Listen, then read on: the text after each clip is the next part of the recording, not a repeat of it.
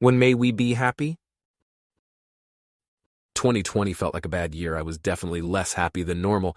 Yet every day I tried to be happy. You could question the realism of the goal. Be happy during a pandemic? When over 1 million human beings are dying, when the global economy crashes, when billions lose their freedom, when immigration restrictions go from draconian to suffocating, when police murder innocents in broad daylight, when fanatics riot in the streets, when friends lose their minds, when they lose touch with friendship itself. Not possible. A totally different reaction, however, is to question the propriety of the goal. You're not supposed to be happy when the world is in tatters. Only a vicious person could be happy when fellow citizens are dying of the plague, when whole populations live under house arrest, when their friends are acting like Martians.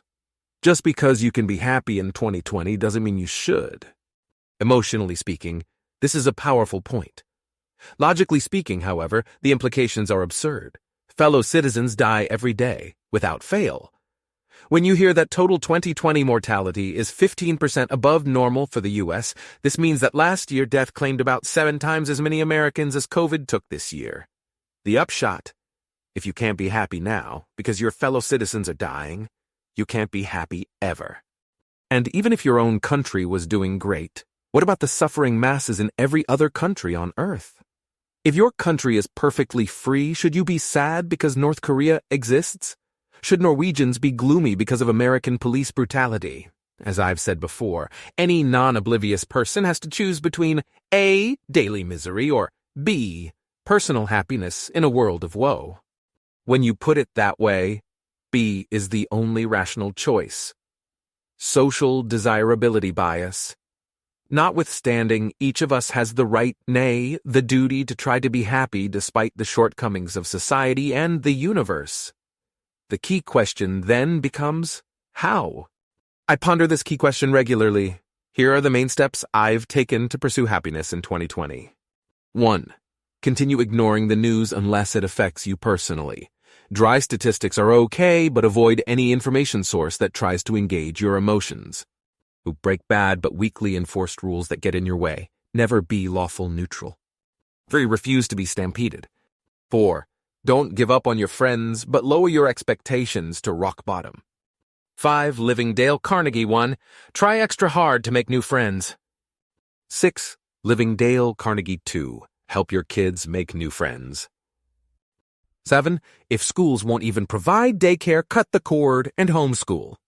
8. Start new projects that you enjoy. 9. Move to Texas for a spell.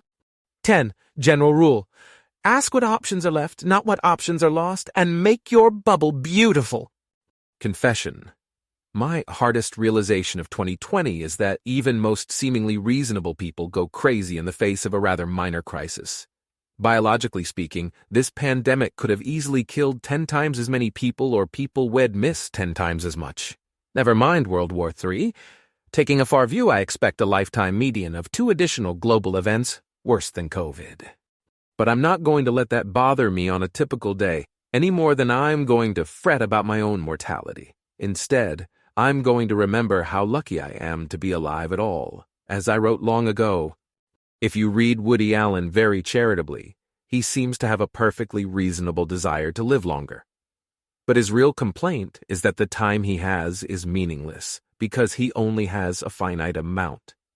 And his conclusion resonates with a lot of people, and has for a long time. I've never understood the appeal of this argument. If a finite quantity of life is worthless, how can an infinite quantity be desirable? Sure, you could trot out mathematical structures with this property, but come on. If an infinite span of days is so great, what's stopping you from enjoying today? I suspect that many readers are telling themselves, this is going to be a great year once the vaccine brings us to herd immunity. Wrong. This is going to be a great year starting today if you choose to make it great. And if you postpone happiness until society gets its act together, you'll be waiting for a lifetime. Happy New Year now. January 1st, 2021.